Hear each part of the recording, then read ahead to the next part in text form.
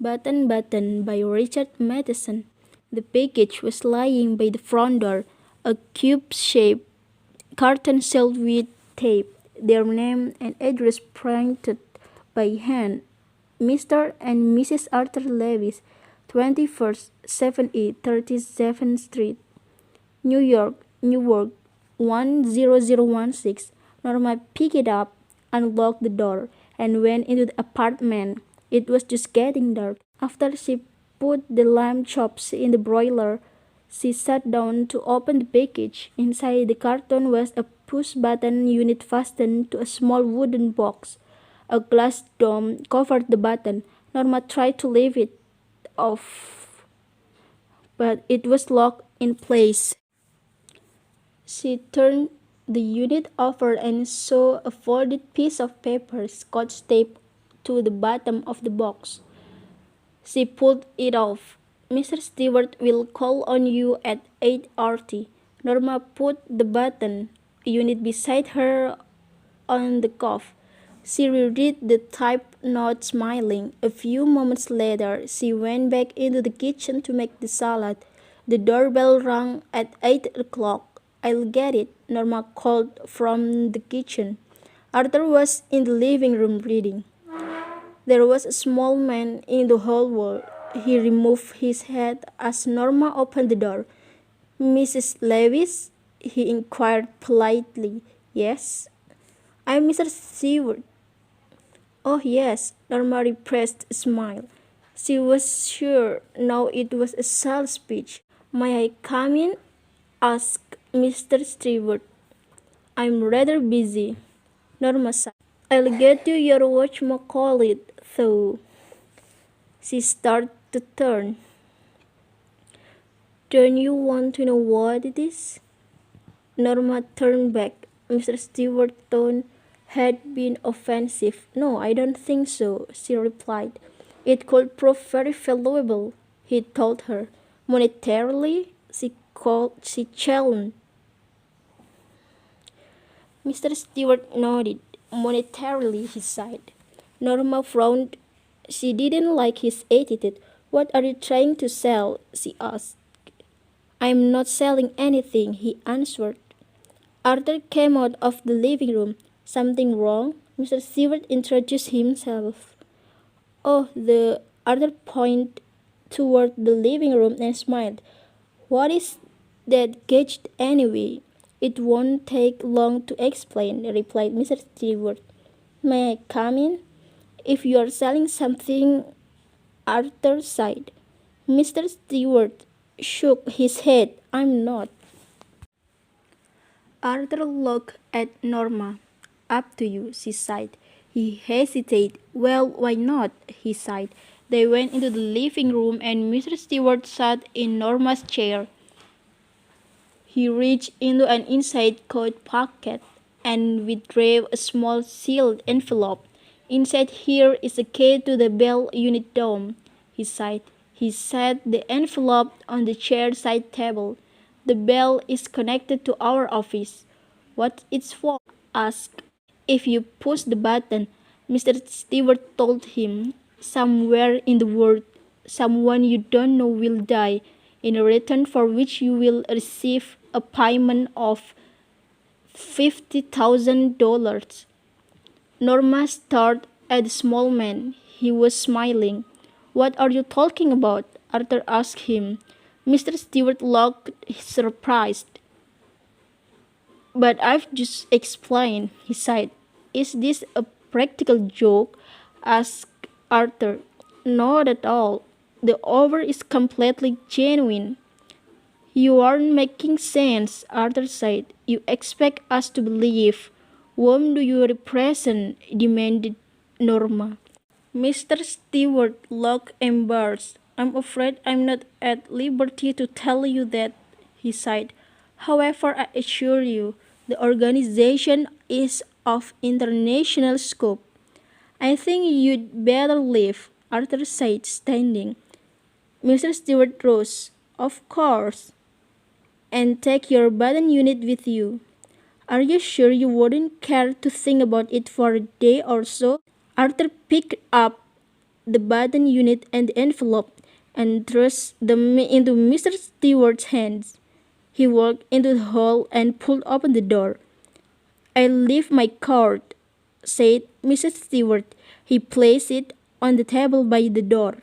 When he was gone, Arthur tore it in half and tossed the piece onto the table. Norma was still sitting on the sofa. "What do you think it was?" she asked. "I don't care to know," he answered. She tried to smile but couldn't. "Aren't you curious at all?" "No." He shook his head. After Arthur returned to his book, Norma went back to the kitchen and finished washing the dishes. "Why won't you talk about it?" Norma asked. Arthur's eyes shifted as the brushed his teeth. He looked at his reflection in the bathroom mirror. "Doesn't it interest you?" "It offends me," Arthur said. "I know, but—" Norma rolled another curler in her hair. "Doesn't it interest you too?" "You think it's a practical joke?" she asked as they went into the bedroom. "If it is, it's a sick one." Norma sat on her bed and took off her slippers. "Maybe it's some kind of physiological research." Arthur shrugged. "Could be. Maybe some eccentric millionaire is doing it, maybe." "Wouldn't you like to know?" Arthur shook his head. "Why?" "Because it's immoral," he told her. Norma slid beneath the covers. "Well, I think it's intriguing," she sighed. Arthur turned off the lamp and leaned over to kiss her. "Good night," he sighed. "Good night." She patted his back. Norma closed her eyes. $50,000, she thought. In the morning, as she left the apartment, Norma saw the card halves on the table. Impulsively, she dropped them into her purse. She locked the front door and joined Arthur in the elevator. While she was on her coffee break, she took the card halves from her purse and held the torn edges together. Only Mr. Stewart's name and telephone number were printed on the card. After lunch, she took the card halves from her purse again and Scotch taped the edges together. "Why am I doing this?" she thought. Just before 5, she dialed the number. "Good afternoon," said Mr. Stewart's voice. Norma almost hung up but restrained herself. She cleared her throat. "This is Mrs. Lewis," she sighed. "Yes, Mrs. Lewis." Mrs. Stewart sounded pleased. "I'm curious." "That's natural," Mr. Stewart said. "Not that I believe a word of what you told us." "Oh, it's quite authentic," Mr. Stewart answered. "Well, whatever," Norma swallowed. "When you said someone in the world would die, what did you mean?" "Exactly that," he answered. "It could be anyone. All we guarantee is that you don't know them, and of course, that you wouldn't have to watch them die."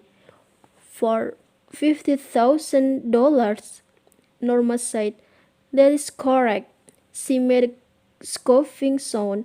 "That's crazy." "Nonetheless, that is the proportion," Mr. Stewart said. "Would you like me to return the button unit?" Norma stiffened. "Certainly not." She hung up angrily. The package was lying by the front door. Norma saw it as she left the elevator. "Well, of all the nerve," she thought. She glared at the carton as she unlocked the door. "I just won't take it in," she thought. She went inside and started dinner. Later, she went into the front hall. Opening the door, she picked up the package and carried it into the kitchen, leaving it on the table. She sat in the living room, looking out the window. After a while, she went back into the kitchen to turn the cutlets into the broiler. She put the package in a bottom cabinet.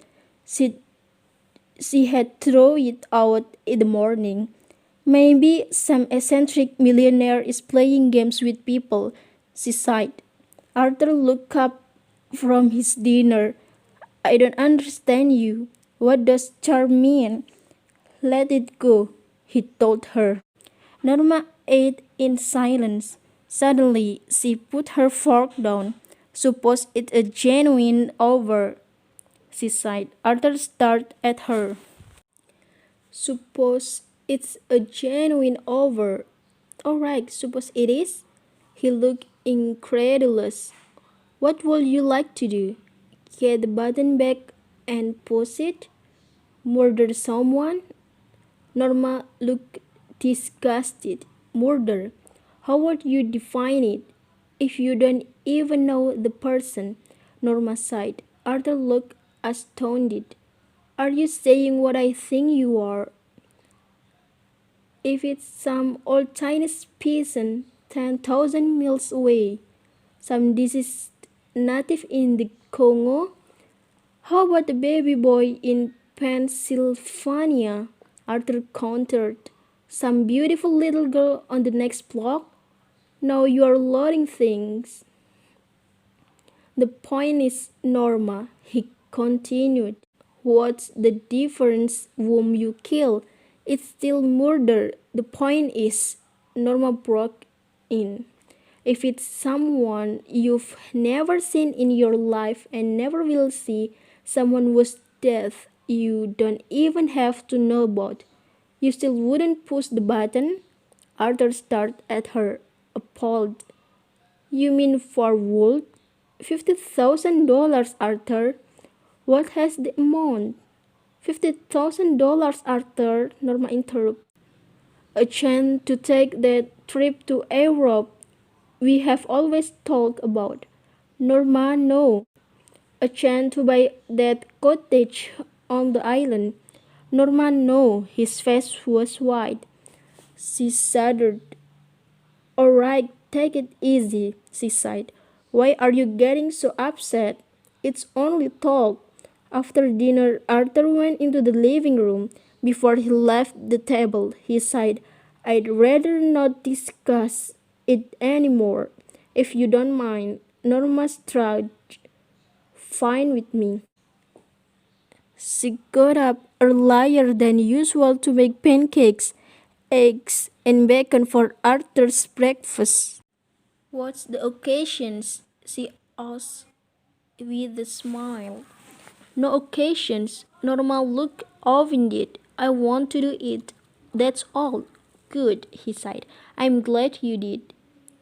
She refilled his cup. Wanted to show you I'm not. She shrugged. Not what? Selfish. Did I say you were? Well, she gestured vaguely. Last night, Arthur didn't speak. All that talk about the button, Norma sighed. I think you well misunderstood me. In what way? His voice was guarded. I think you felt, she gestured again, that I was only thinking of myself. I was not, Norma. Well, I was not when I talk about Europe. I cottage on the island. Norma, why are we getting so involved in this? I'm not involved at all. She drew in a shaking breath. I'm simply trying to indicate that what that I'd like for us to go to Europe, like for us to have a cottage on the island, like for us to have a nicer apartment, nicer furniture, nicer clothes, a car, like for us to finally have a baby. For that matter, Norma, we will, he sighed. When? He stared at her in dismay. Norma, when are you? He seemed to draw back slightly. Are you really saying? I'm saying that they're probably doing it for some research project. She cut him off. That they want to know what average people would do under such a circumstance, that they are just saying someone will die in order to study reactions. See, see if their head be quite anxiety, whatever. You don't think they had with somebody, do you? Arthur didn't answer. She saw his hands trembling. After a while, he got up and left.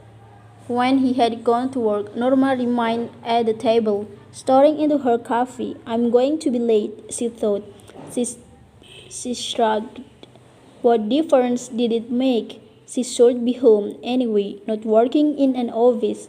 While she was taking dishes, she turned abruptly, dried her hands, and took the package from the bottom cabinet. Opening it, she set the button unit on the table. She stared at it for a long time before taking the key from its envelope and removing the glass dome. She stared at the button. How ridiculous, she thought. All this furor over a meaningless button.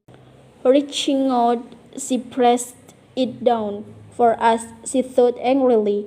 She shuddered. Was it happening? A chill of horror swept across her. In a moment, it had passed.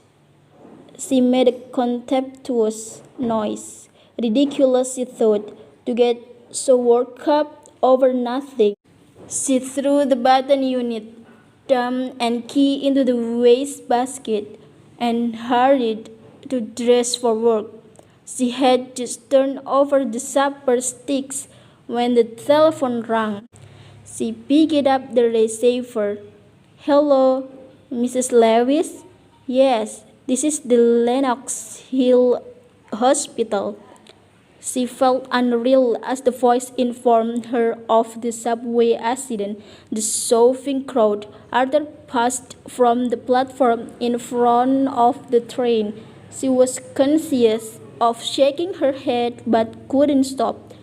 As he hung up, she remembered Arthur's life insurance policy for $25,000 with double indemnity for.